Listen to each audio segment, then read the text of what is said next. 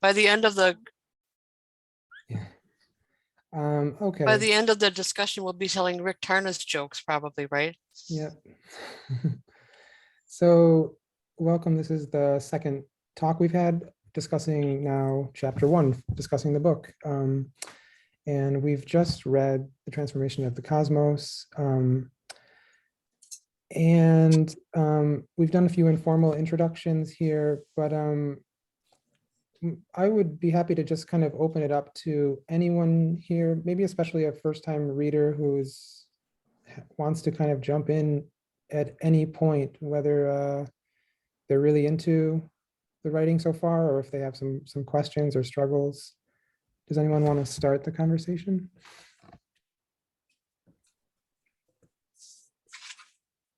Well, this is Deborah. In my reading of it, I realized it needed my full attention. Kind of like Kyle was saying before, you had to just keep it going, the train of thought. He was really making a long point. It took a long time to make his point, but if I broke my train of thought partway through, I would get stuck and then I'd have to go back. But I totally could see as soon as he said the primitive mind and the modern mind, I got it. I knew exactly what he was talking about. Because you've witnessed more of the primal mind in your culture? Yeah. Right? Yeah. Yeah. Yeah, everything is sentient being. I mean, there are, I don't know, Kitty might attest to, there's not that many practicing Longhouse Haudenosaunee. You know, a lot of the people have been colonized. So there's 11 churches, you know, on the reservation in Wisconsin here.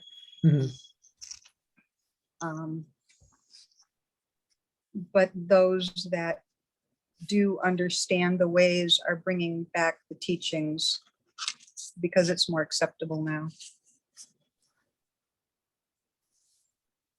You know what I find interesting about that in a way too, thinking of the changing of the gods that we saw, they referred a lot to the transits in the 60s and 70s, and how a lot of that came about, that kind of rediscovery, you know, and I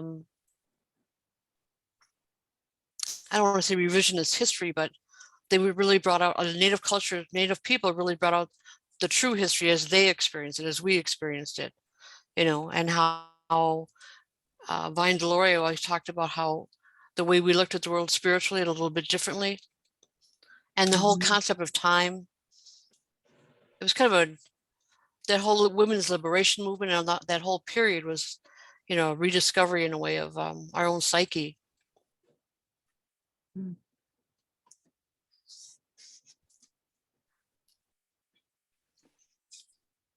I think the thing that I picked up on most this time around was that he kind of sets up this conversation of these like awakenings as happening on sort of a cyclical, in like a cyclical way, where people go through periods of like primal mind and like sort of a modernization of their conceptions of the universe and reality, and it kind of happens in like layers over time.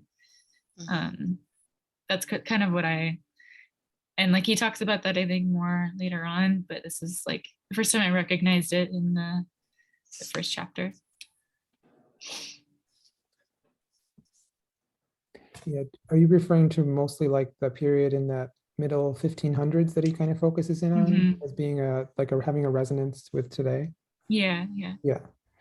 I think like definitely, and also as a person who's rereading the book for several, and I've read it several times, but you can see, I think my recollection of first reading it was that well, I was having a little bit of struggles because it's a pretty intricate, it's so intricate and dense.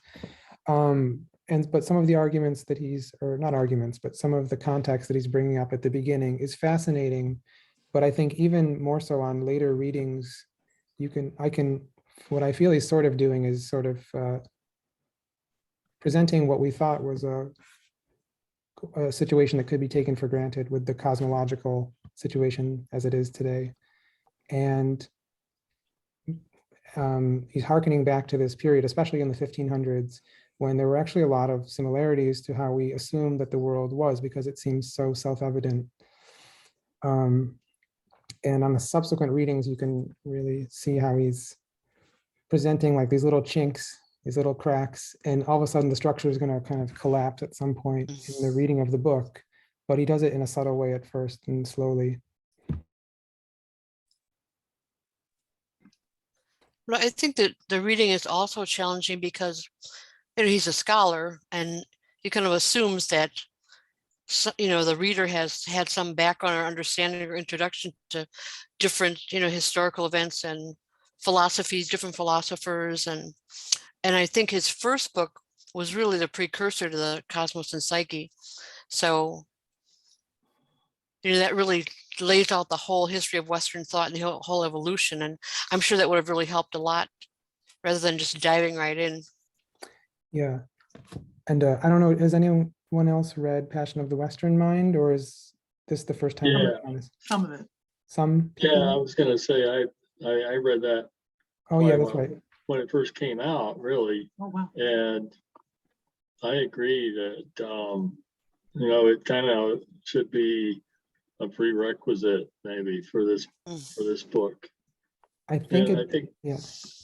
I mean, there's a common thread, right? He sort of laid some groundwork with Western Mind, and then just built on that, I guess you could say.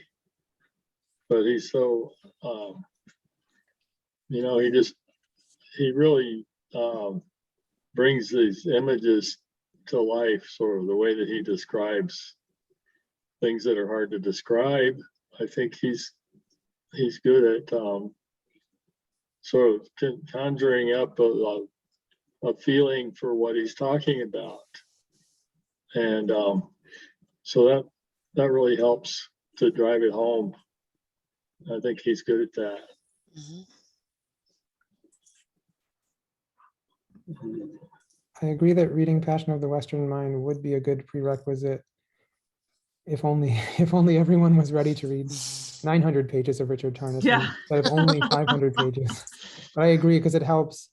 That book is just, it's all the development of this evolution of how we've changed in our thinking. And he presents a lot of it in the form of ways in which paradoxically one idea can emerge, let's say in antiquity, in ancient Greece.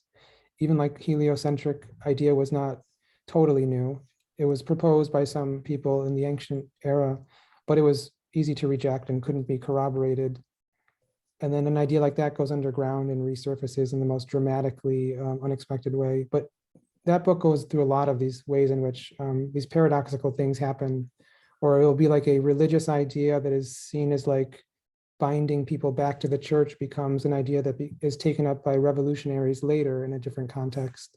There's a lot of this paradoxical weaving of the major paradigms of how we understand the world in that book. In this one, it's almost like a recapitulation in some ways in the beginning, much quicker, and kind of jumping right in the year 1486, I think, with Pico. So he kind of jumps right in the Renaissance and doesn't really do the backstory. But yeah, ideally, people would have the time to read Passion also. Yeah. For other people who haven't spoken yet, especially first-time readers, anyone have other big thoughts so far? Well, just to piggyback on the history idea, I mean, of course, there's the section that is the two paradigms of history, and I really like how he kind of lays out that, without going through all of the details, how you can either see history as like a progress or ascent of man, or you can see it as kind of like a fall from an original unitive state. I mean, he actually says there's the third attitude, which is kind of a skeptical attitude, which basically says paradigms are constructed, but even that has its usefulness. So he's holding paradox kind of from the beginning. You get a sense but there's going to be, and I feel kind of a little more alignment to let's go back to the unitive state, but at the same time, obviously acknowledging where we've come from and the need or to have the ability to detach, even if we don't want to stay in this disenchanted universe that he's going to increasingly present to us. We still need these three different paradigms. They all serve a useful function. To use a bad metaphor, he's not one to throw the baby out with the bathwater. He believes like the important things need to be kept and carried through in a new synthesis. Yeah. Which is a very integral kind of point of view, you know, like synthesizing, holding paradox in that way. One thing I just made is a very simple like page showing like some of what are like the main things I think the chapter covered. We could also look at that as like a jumping off point or just a refresher. And also when we're looking at this, maybe if anyone looks at it later to remind themselves what this chapter even talked about. I'll pull that up just as a little visual. Whoops, not just yet, sorry. I just had one thought about, well, just, it is the first time that I've actually read this first chapter, or that I've skimmed around here and there before. But I thought that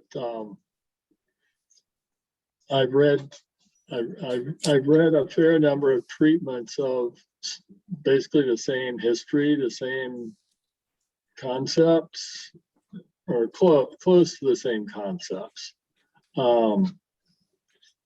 And so I don't know how much I expected to learn from it, but I think it was, I was more impressed with it than I had expected, as far as covering really the same ground, but covering it, in more depth, maybe, and more clarity, because there's been a lot of books about, you can go back to, I've got one, The Re-Enchantment of the World, was one from way back when, and there have been some others, but so anyway, I was not disappointed when I was, by the time I got through it, and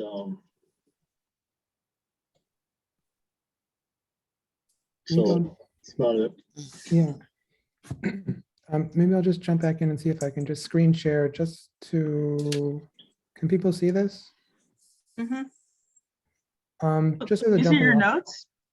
Yeah, does it, you see it big or big Oh, that's enough? great. Really nice. That's good. I just thought if anyone wanted to, maybe also someone who hasn't yet spoken, pick up on anything here if this triggers some thoughts, or this is something we could maybe just refer back to if we want to. This is great, Tim. I'm going to start doing this, I think. Yeah, I appreciate this. I don't feel very eloquent. You're all good talkers. You talk good. The piece that my mind's kind of swimming in is how there's this like kind of polarized perspective you were all talking to so well about, is this progress or is it descent? And yeah, just feeling into my own worldview, like my own paradigms and how they've shifted, and that I stay pretty polarized in them. So it's really helpful. And I'm wondering like where it's going. It's this very faint thread, it feels like, but I kept going back and reading this part. How it's like spoken of in this sort of gestalt way. Like we can't have one of these ways of being without the other. And I'm really interested in how I want to integrate that more. And then that third paradigm, oh, just shrunk everybody. Jennifer, you were just kind of describing in Yeah. a good way, was like, The skeptic. I almost got it, but I think I'm gonna have to read that one again. Yeah, it's like the skeptic, or I forget what the name of it is, but it's like a more postmodern point of view that we construct reality, and that both of these views are a construction. So he Right. presents that after he presents the two main narratives. Right. Yeah. But he says even that is useful, like kind of like we wouldn't be able to do this book if we weren't able to actually step back And as- look at the paradigm. Mhm. Mm. Mm. And having come to this book group to, through archetypal astrology, and then having just seen Changing of the Gods, I'm like, what else is in here? I could just look at the table of contents probably, but yeah, wondering if he's going to go deeply into, yeah, I'm just curious, like where is this going? I love how he's setting up this more vast, I don't know, worldview or worldviews. Yeah. Yeah. Does it register for people as like surprising to read his deconstruction of kind of, well, also of just this earlier period of the 1500s? I know for me, it was like a surprise to really kind of like put myself back there and think, oh yeah, of course, it would seem completely contrary that the earth is moving. There's so many reasons to say, of course, it's not moving. Yeah, the cognitive shift that people had to make over the centuries. And what I was really impressed with too is the few scientists and astronomers and astrologers like Copernicus and his colleagues, how brave they had to be. I mean, they really were just, I'm sure, ridiculed and laughed at, and there were so few of them compared to today. And the means of communicating was by letter, delivered maybe by a horse 2 months from now or something. The whole pace was probably so much slower. It's just amazing how it evolved. One of the things that I thought was really it kind of shook me was just remembering being in Europe and seeing cathedrals that are like 1,000 years old, and how those cathedrals, basically represent, all of the empirical impetus for that society and what they believed, and so for this kind of sort of perspective to be suddenly brought on the scene, I can't even imagine what that must have been like after such an entrenchment of belief, of power, of empire, of so many of the things that were basically creating, the foundation for so many of our current social structures. I mean, we still have a lot of that coursing through many of our societies throughout the world.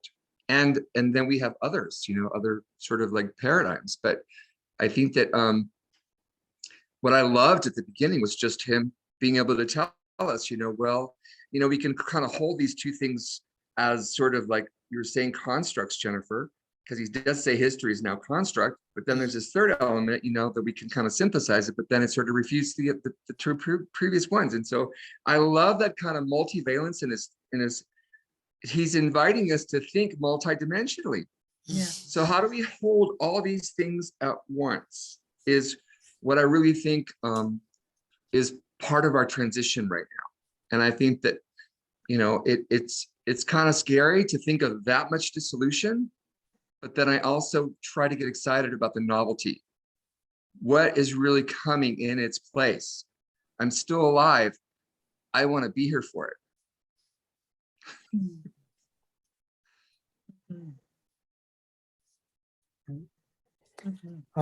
Carly, did you have certain thoughts? Not to pick you out, but just trying to get more of a conversation from everyone.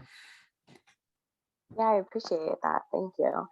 I don't know. I was just really thinking about, how he was showing like that a heliocentric model was absolutely ridiculed and laughed at, and putting myself in that position which I'm sure a lot of people, reading this book have done. It's like we can't even fathom how earth-shattering and that would be to, have our whole idea of what our universe is and what our human experience is, completely torn down and have to build something else there and replace it. So I'm just really wondering, and I'm sure they talked about this in Changing of the Gods and probably in this book, but I'm wondering like what in the sky speaks to the expansion of human consciousness. And I think they did talk about that in the series. I just completely like it didn't stick in my brain. So those are the thoughts that are floating around for me right now. You're wondering, just to like expand on that, you're saying if they talked about the expansion of consciousness, like as a progression of being more and more expanded, or what do you mean? Yeah, I'm really thinking like what patterns in the sky really speak to the expansion of consciousness that comes when your worldview is kind of torn away and you have to build something new from that. So I'm just really curious, like I would love to see what was happening in the sky at that time. And this, this repeated throughout history. So I just thought that was something interesting that's on my mind.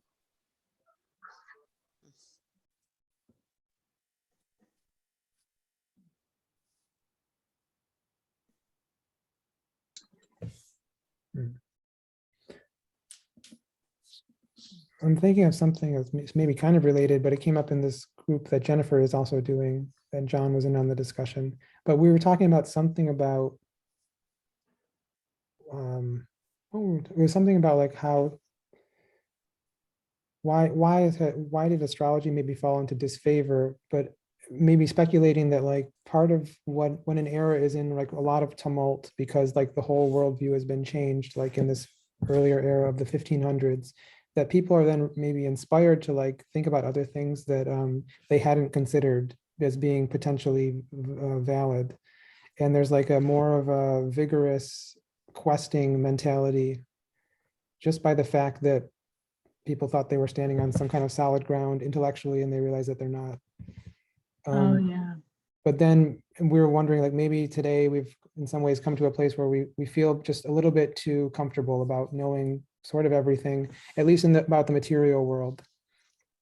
Not everything, but that like certain things are locked down. And then Tarnas especially focuses in on here. He says something like Darwin has been questioned, critiqued, in some ways transcended. So has Newton, so has Einstein, but Copernicus has not. He's rather been extended in every direction. And so there's like a sense that like that's one thing that we don't need to revisit, but he's obviously has other ideas in this book. Yeah, I feel Yeah. like my brain is starting to break because I'm just like, oh my God, what else is unreal in my world? It's like, what do I think, that's real, that's not? Yes. Yeah, I had starred a question he asked, or he put out there on like page 33. What is the ultimate impact of cosmological disenchantment on the civilization? And I'm like, somebody just proposed to me the other day that what if we always look at our Earth north and south, the way the globe has been presented to us, but what if it's actually the other way around? And all of a sudden it was like, whoa, flip me around. Yeah, because I have these apps and I can hold them up and look at any place in the cosmos by your phone app. And what is to say my north is this north, like maybe I am on the other side. And, and also I'm following the James Webb satellite that just was put out there. And the way that is rotating, it's like a halo around the planet. And we don't even look, we can only look at certain parts of our own cosmos, our own galaxy. I mean, it's so vast. So I always try and find my place in it. Now I'm totally lost. One thing about the inversion of East and West is any time you're looking at a natal chart or a look at like the planetary transits, because you're looking up, east is west. It's kind of confusing. Right. If you're looking at a natal chart, west is on your left, east is on the right, whereas the map is always different, and the planets move in a counterclockwise direction. So that's kind of fitting. Yeah. You know, it's easy to see that, because if you're actually outside looking, you know, trying to look at anything in the ecliptic or any planets, that you have to face south from here, you know, from the northern hemisphere. So then you know, your south is up. The MC, I always thought that was really weird. The MC is at the south. Finally got it. And in Australia, it's already tomorrow. And is the MC at the north? If you're in Australia, I don't even know.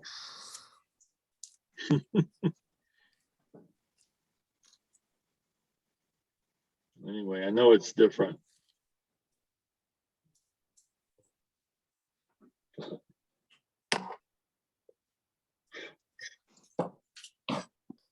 Hmm. I think picking up on Tim, what you were saying about, well, just the idea that there are these sort of groundbreaking realizations about the cosmos. I think for me, I kept wondering like what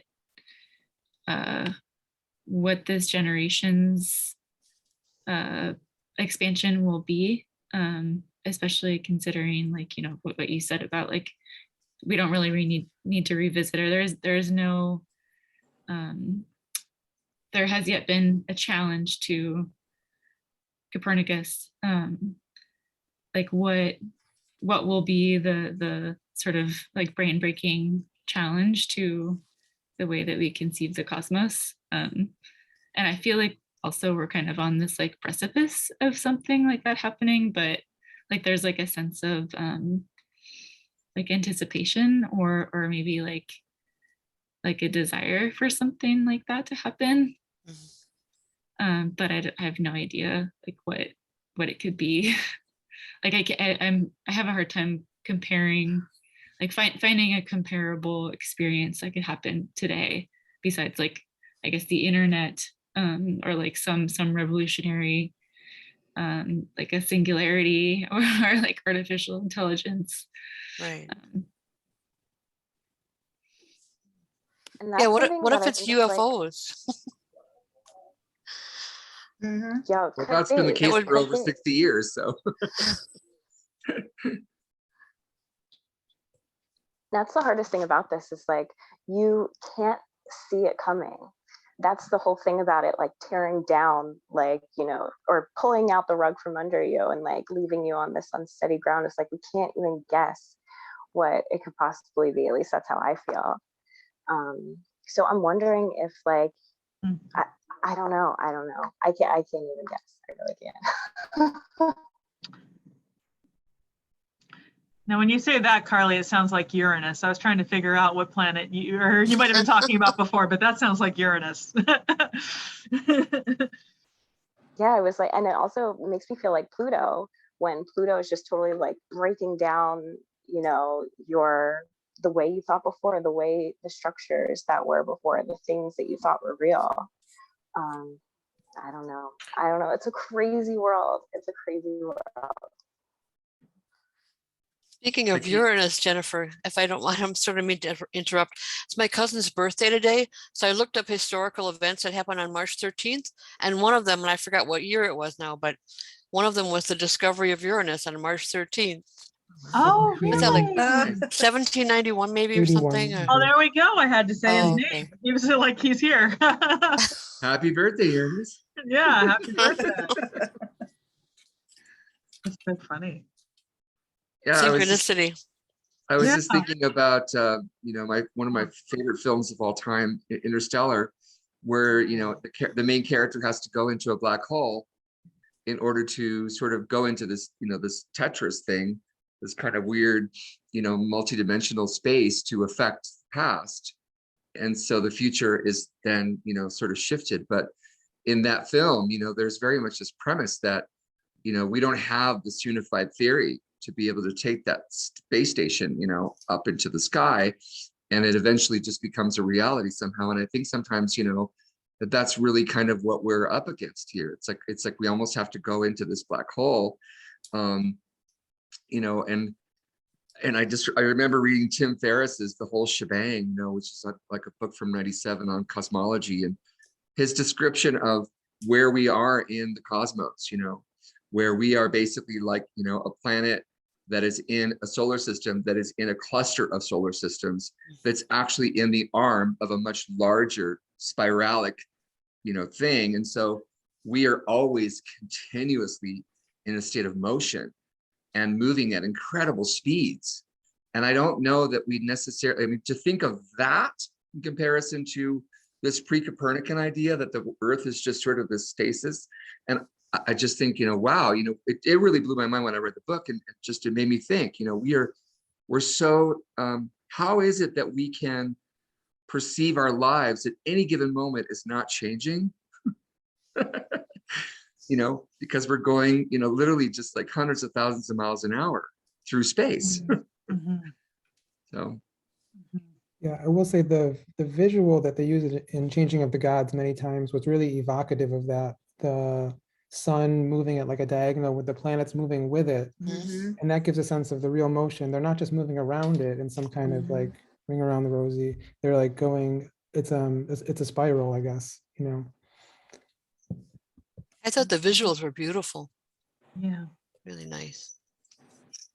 Tim, maybe you could share your notes again, because Okay. we only got to look at them for a moment. You had like Yeah. really good synopsis there.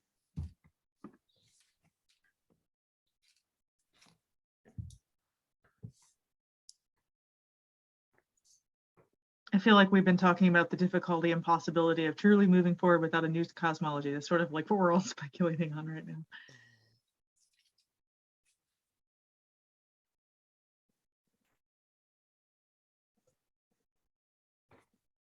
I'm curious about that last point.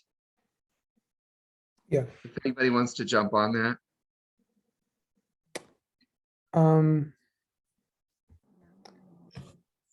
Yeah, was anyone else want to jump on that one?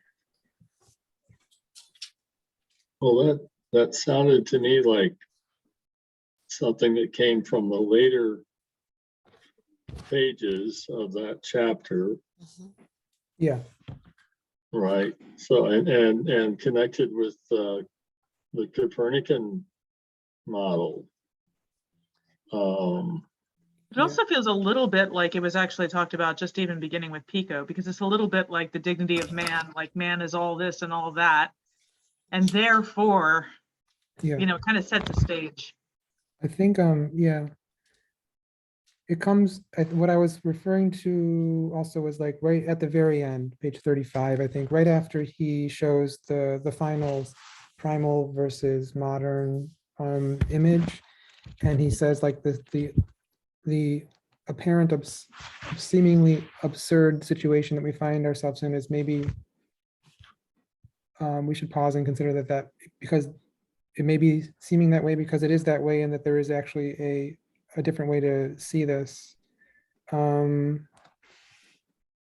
It's the paragraph on page 35, I think, where he begins, let us then take our strategy of critical self-reflection one crucial and perhaps inevitable step further.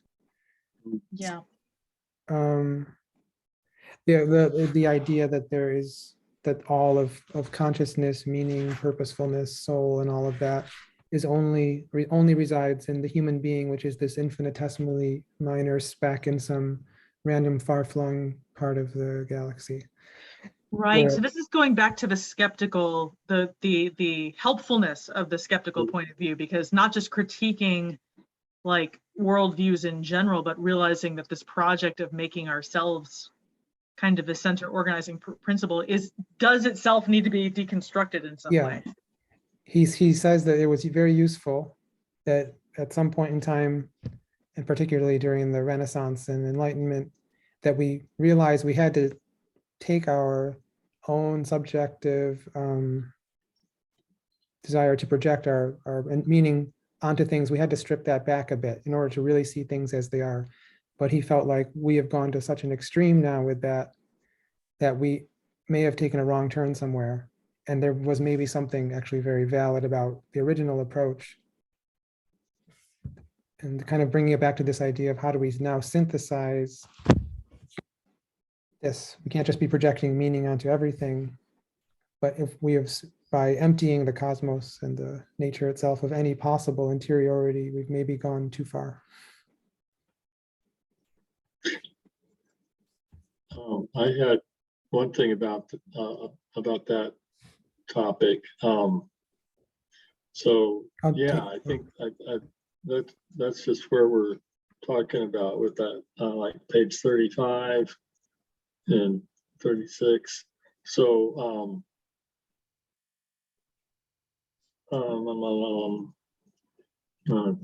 I'm on my Kindle and it's trouble. It changes pages just at the wrong time, you know? Oh, But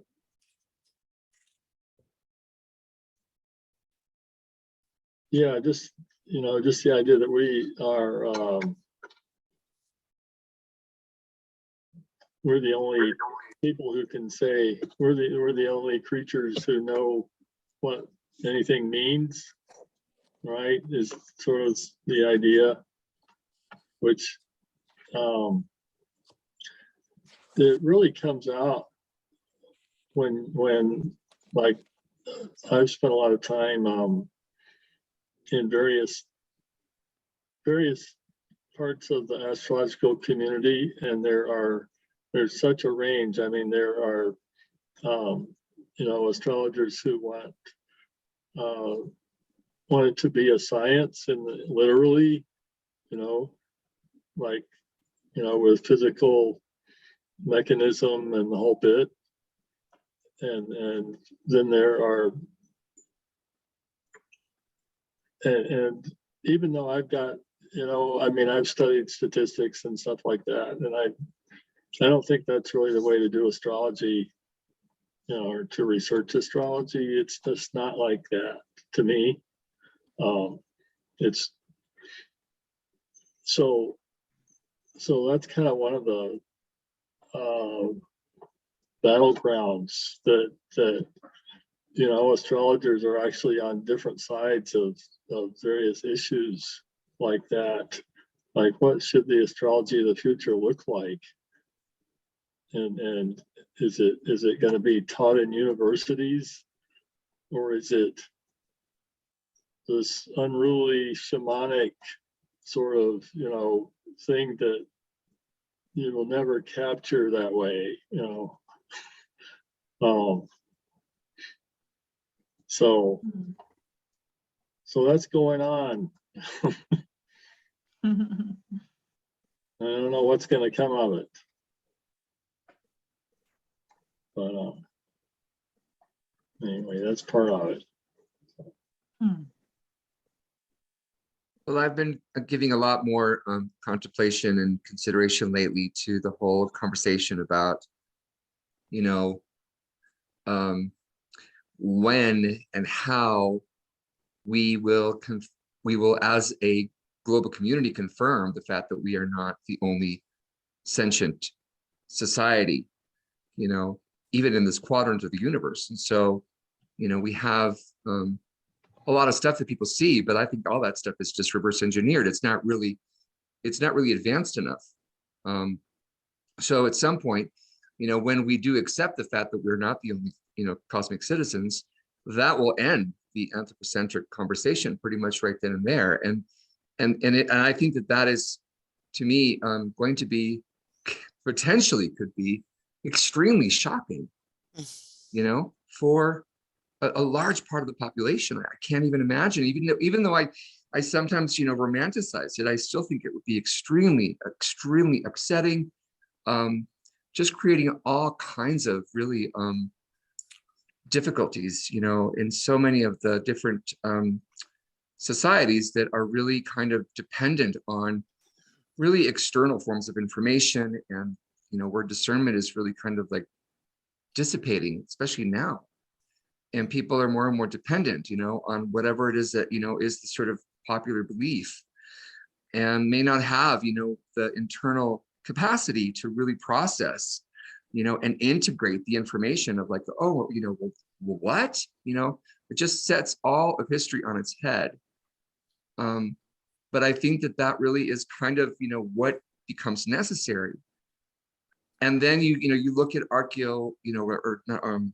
you look at cryptoarchaeology, which is another field that people laugh at. You know, it's like, well, how did some of these structures get built? You know, how is it that, you know, you can interpret that those civilizations were influenced, you know, by other civilizations that got here and taught us things? You know, are we really then just kidding ourselves in thinking that we have evolved in this progressive manner?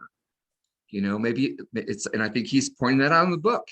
It isn't progressive, you know, is just dependent on the continuum, you know, at the time, but how we, you know, were able to manipulate and control information to create power. So, I mean, Pluto is going to ingress into Aquarius, and I'm just like, fingers crossed. You know, I sort of think that, you know, at that point, hopefully there will be enough going on in the world that, you know, it will be shaky enough to start letting some of this stuff in. I think we need, you know, astrology to kind of as a guidepost for a lot of things. I think that the archetypal aspect of it is very important. The you know, importance of it having created this sort of internal reflection of what was happening in the moment of birth, and that there are stories around all those archetypes that are applicable to the personality, you know, and also, you know, all the depth psychology that, you know, is behind it. I just think it's so vastly important. I hope that that becomes bigger conversation instead of just astrology for the sake of astrology. You know, I for a while there really thought we need new archetypes, and now I'm thinking to myself, it's like, oh my God, that would be disastrous. I don't know if that would be the answer at all either. So, you know, but I mean, are we to avoid disaster? Are we to avoid the apocalypse, the lifting of the veil? I don't think so. It's like Carly was saying, you know, we're not going to see that moment when the rug gets pulled out. And I think that's kind of like where my personal process is right now, is in trying to prepare myself for being unprepared. If that makes sense. Mhm.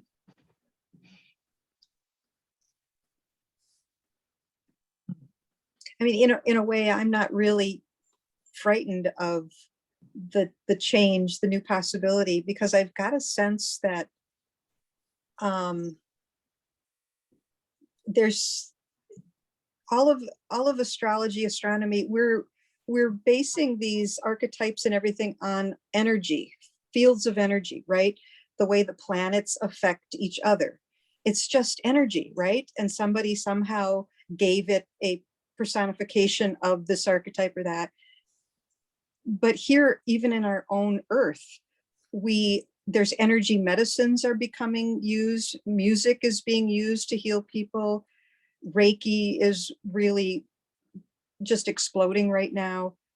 I just feel that there's something with this unseen world, the ultraviolet, the world of the insects, it's a bigger thing, this energy, and we will somehow be able to see this. We can't perceive it yet, but we feel it, we write about it, we talk about it, we study charts about the energy, yet there's a missing piece to this, and I'm excited to see what that is. So fascinating that you say that, Deborah, because I'm an astrologer / musician and music teacher who does Reiki. And when I started an astrology channel, I called it Understanding Energy. And I'm like, you're right. But I realized it was something in common between those different modalities. It's just approaching from different ways. Yeah. Yeah. Yeah. And music is very mathematical too. Just like, Yes. Oh, yeah. Yeah. Yeah. Many different forms of expression in the arts too. You mentioned Interstellar, John, and that's also one of my favorite movies, but there was also different mind-blowing transitions, like James Joyce, the way you write, and nobody could understand him, or the movie Contact was also very good, and there's always been film that explores that, and Tarnas talks about imagination, using our imagination.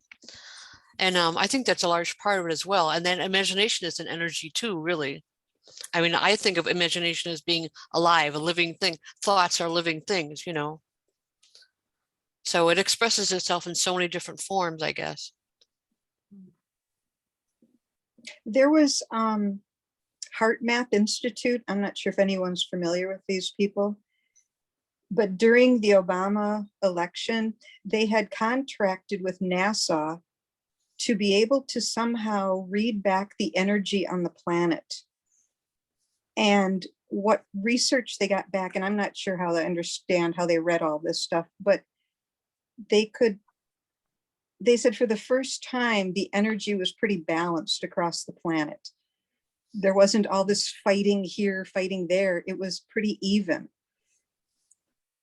And the fact that they could read that, to me, is where it just lit a light bulb in my head saying, okay, if we can read that from a satellite to human, why can't human psyche, why can't we all like put our thoughts together and project that onto something and make it happen? But at a bigger, much bigger level, or maybe it's happening to us and we don't even know it, coming from outside our own solar system, Is that crazy making or what? Something happening, but we don't know what it is. Right. Well, yeah, it's always happening. It's like that, oh, I forgot her character name now. In the movie E.T., and they were in the bedroom, and they picked up, or E.T. picked up those little balls, and they were starting to rotate, and she said, something's happening. I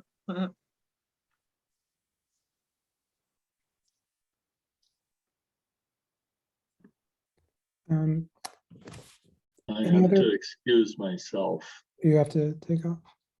but thank you. Okay, thanks for joining us again. Thank you. Thank you. See you. Thanks, Take Kyle. care. yeah, thanks, Kyle. Take care. See you soon, hopefully.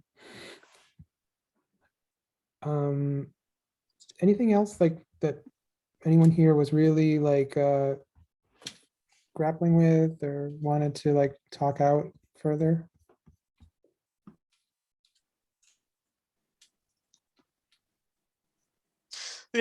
Deborah was talking about the balance of the energies during that Obama election or whatever. And towards the end of the chapter 2, I was thinking of, he was talking, to me, it seems like there has to be a balance between human hubris and humility. It's like a yin yang kind of thing. And everything to me after a while is about balance, I guess. I don't know. A lot of times when I get myself in a conundrum, when I can't think straight anymore, like reading this book, I always come back to, this is what rescues me. It's like the Buddha said, all is illusion. So don't worry about it. It's all illusion anyway. The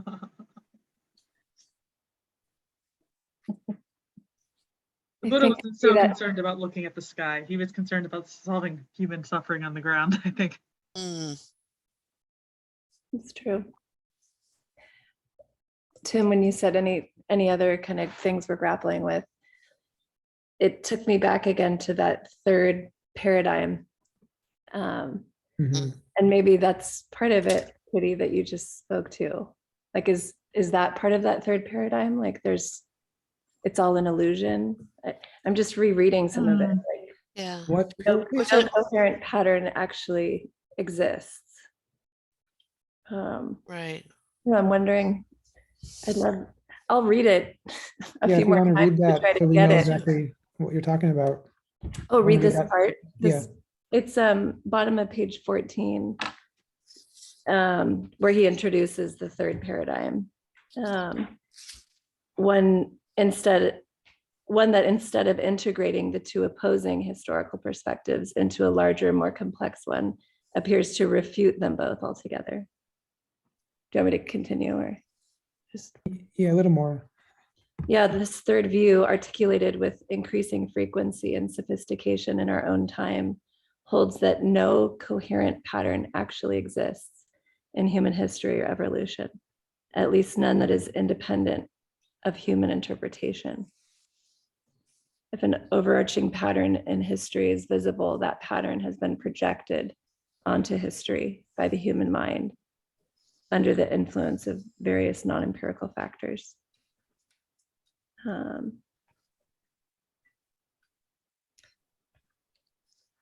Yeah, so much as projection, I guess. It brought to mind Heisenberg's uncertainty principle as well. And that was pretty mind-blowing too for people when he proposed that theory, you know.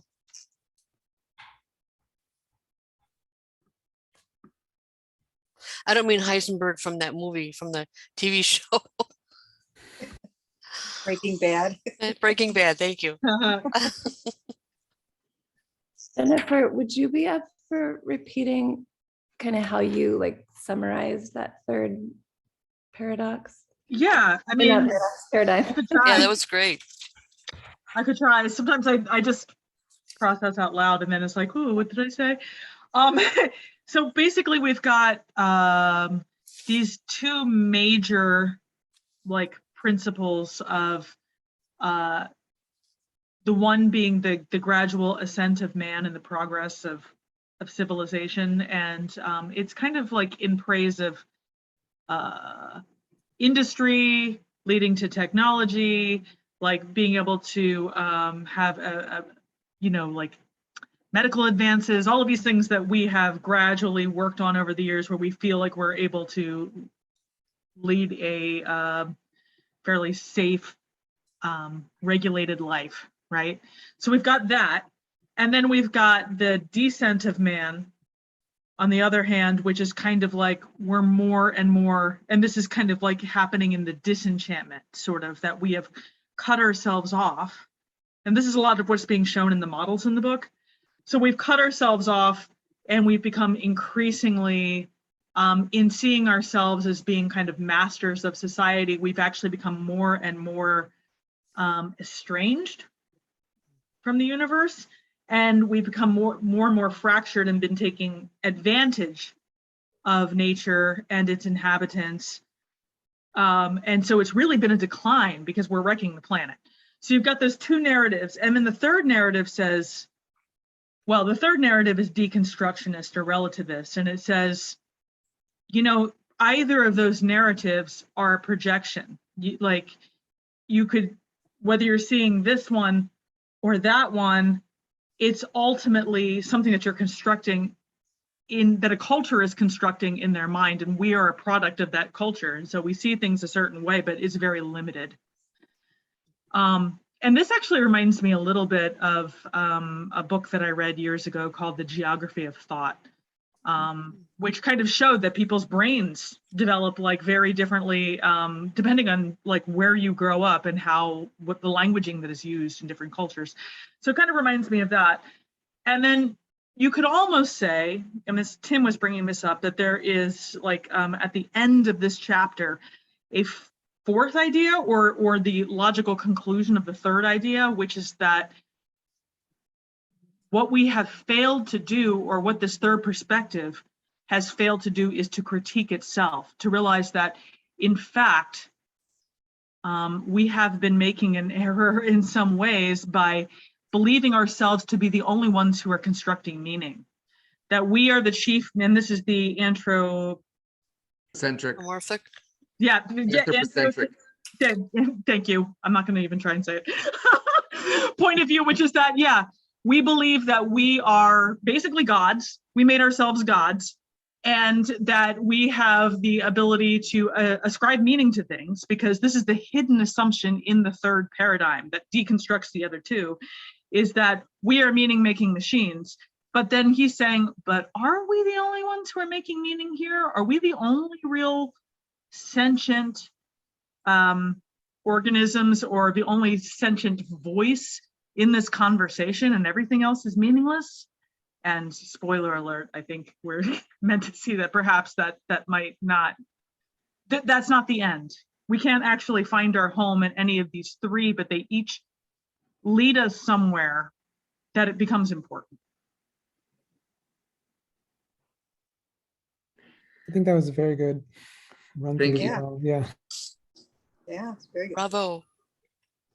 I Yeah. love this stuff. How many times have you read this? Believe it or not, I got 90 pages in and then abandoned it a couple of years back, and I'm revisiting now, but I'm also kind of in this immersive place where I was considering going back to grad school, because I wanted to just dig into philosophy and that kind of thing. And instead, I'm just going to read lots of books and discuss with people for now. So that's kind of how I'm contenting myself for the moment.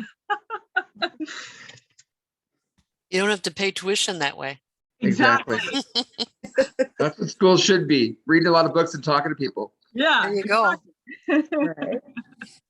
The Tim White School. Yeah, right. I was just curious, did I just kind of anybody read one catch, book over and over. yeah, Tim has read it a bunch. Yeah. Mm. did anybody catch the interview with Tisha, Rick, and Kenny that was given by Becca Tarnas? I thought that Tisha's perspective was really so critical to that whole interview. Because I know that Rick just can really just completely encase these huge concepts in his unbelievably articulate manner. But then Tisha would come in and she would talk about, really, really fundamental precepts. And I thought that her description of asking, some of the goddesses for forgiveness, and she said begging. And she was very definitive about it. We must beg the gods.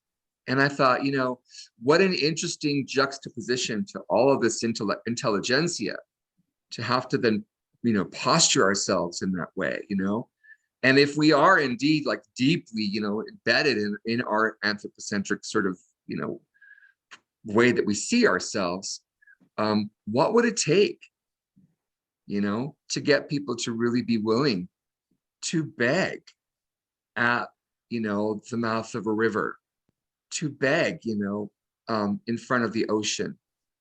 It just really struck me at a heart level so deeply. I found it to be, this really kind of intimate indigenous perspective that I absolutely adore. That I think just, it's so difficult to talk to people about. It's just, they'll just think you're crazy. It's like, what are you doing? I found it kind of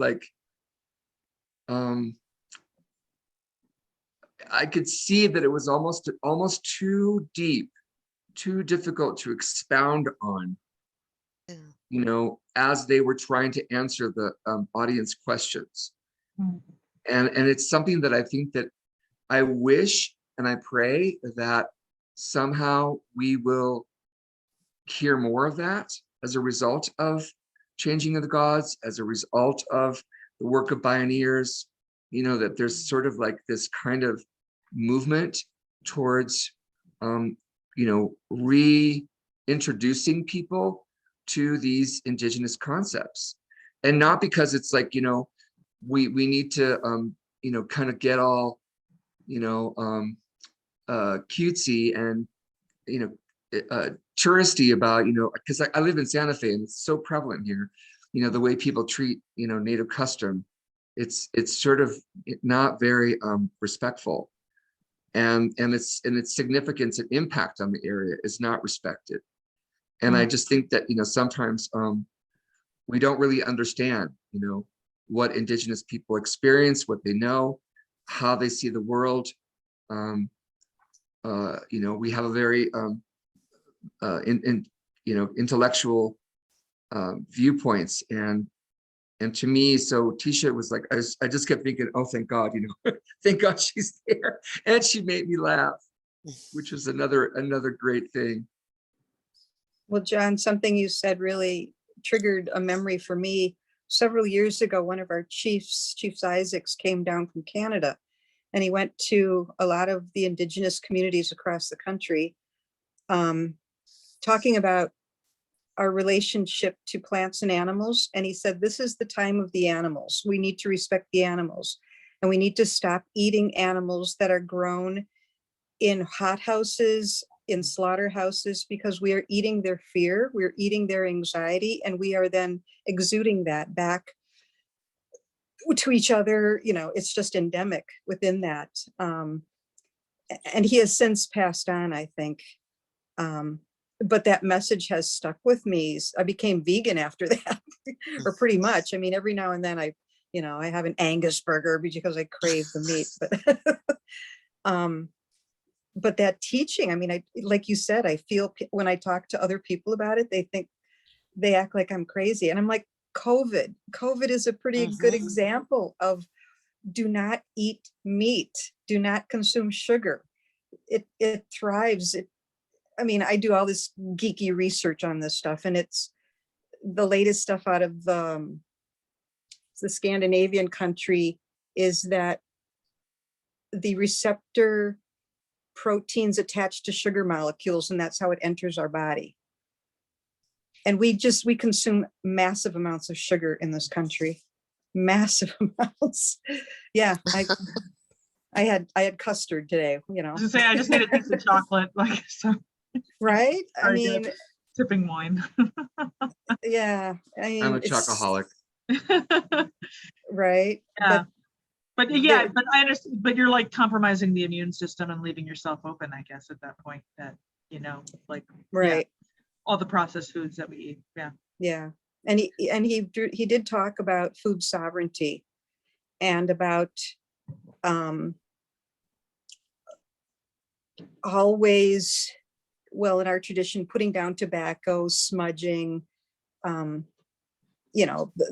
being grateful for your food and where it comes from, but really, really paying attention to where it comes from and what you're putting in your body.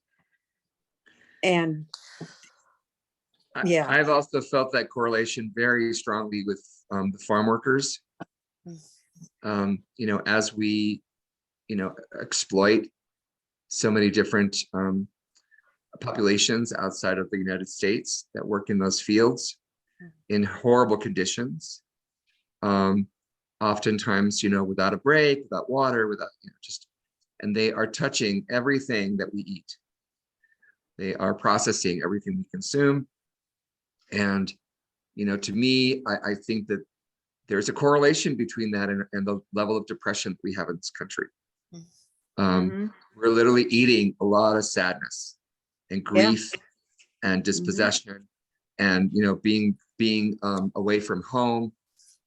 Not sure, whether you're going to be able to see your children after you finish working that season, having to cross the desert, I mean, just so many different things, so many stress factors, not to mention that their lifespan, averages about 45 years old.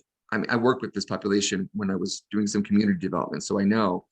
And I always, could remind myself every single time, whenever I eat radishes, or I eat cucumbers or anything that, we mass produce, is just to be very, very aware of the energy that went into that, in some way, acknowledge it within myself. Because it's important. And what he said is exactly right. We're eating the fear of the animals is a really good description. Well, but then that goes back to what you're saying about going to the river and thanking the river or praying to the river, because you can, with your energy of prayer, change some of that and restore some of it to your better, to the best. Yeah. So it does you no harm kind of thing. Right. Yeah. I'll chime in just a little bit. I've also been vegan forever. But yeah, and there's also in well, one thing I will make a difference though in distinction for those who eat meat. There's something that has been lost is just the direct killing of the animal. And with Native peoples, that goes back a long ways, and also with our more European forebears as well. But they had to encounter the death, and they had to like often they would like supplicate themselves or offer a prayer for the animal or say thank you to the animal or something of that nature. And here in our society, it's just completely walled off. It's a zone that is you can go your whole life and not see the interior of a slaughterhouse if you don't want to. And there's a lot of people with power that don't want you to ever see it. And it's like a psychic shadow, basically, that I think we carry as a society in a lot of ways. There's a quote that I saw recently that said something like to the effect of, you know, as long as we have slaughterhouses, we'll always have battlefields. And I think it's pretty true. Oh. The same kind of dehumanization. Because it's just, you're not, Yeah. you can't even process it in this direct way daily, every day. There's something that you're just not processing about violence. Whereas even a hunter, if they're eating the meat, they're at least facing it and they know that they're doing it and they're facing it directly. I think it's a different thing that's totally lost for the most part in Western culture. Well, and it's having, I think, also a relationship between the human and nature, or human beings and animals, and actually communicating with each other on some level. And as far as, to me, it's like an awareness. It's also when you give offerings of thanks or prayer, you really have to be alive and present when you do it. And there's so many people, myself included at times, it's a disenchantment thing, I guess, where a prayer just becomes rote, you know, and you don't even think about it. Or, you know, see people in church and they're falling asleep in church, or they're not really listening. Or when you say grace at the table, sometimes people make a joke of it instead of really truly being thankful and appreciative of what you're staying alive on, you know. And we could tie it back to Tarnas, because I know he does it's almost like a painful part for me to read, but when he goes through like where our disenchanted mindset has taken us, and to the when it goes to the ultimate extreme, it's just like everything's an object for me. And what do I care about these other objects? I'm the subject. Right. He said it much more eloquently. I don't know if I could find it, but we all read it. It's somewhere in the middle of this first chapter, talking about how like even like children's minds become targets for advertising, and everything is just kind of stripped when it's stripped of this quality of, you could call it, well, just another dimension that's just not the material dimension. It's just anything that's not the material dimension that we can go with. I just feel like that's almost like a painful part to read, because I think it's very true. Not that it's true for everyone, but there's a large amount of truth in that when we look at our culture, I think, and see. It's like what Bob Dylan sang, you know, it's easy to see without looking too far that not much is really sacred, like that kind of thing.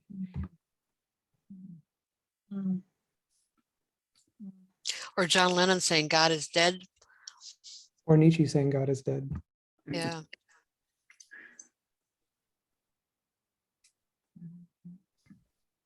Well, we've been talking for a while. Do you think there's more we could unpack now, or is it time to start the next? God is Dead is such a lovely place to say.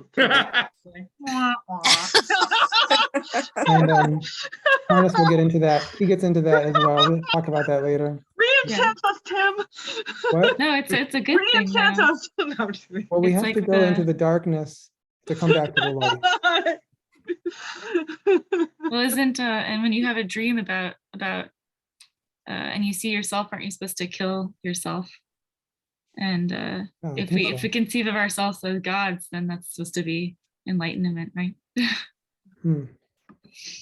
Yeah, we can end with a Tarnas joke. I don't have one. Who's got one? Anyone have? I wish I did. I'll work on it. Do you want to tell your bagel joke again at the end? Oh, not everyone heard that. I don't know if we got it Um, on the recording, and that could be the end of today's talk. Closing okay. prayer. Said, did you hear about the bagel at the zoo? It was bred in captivity.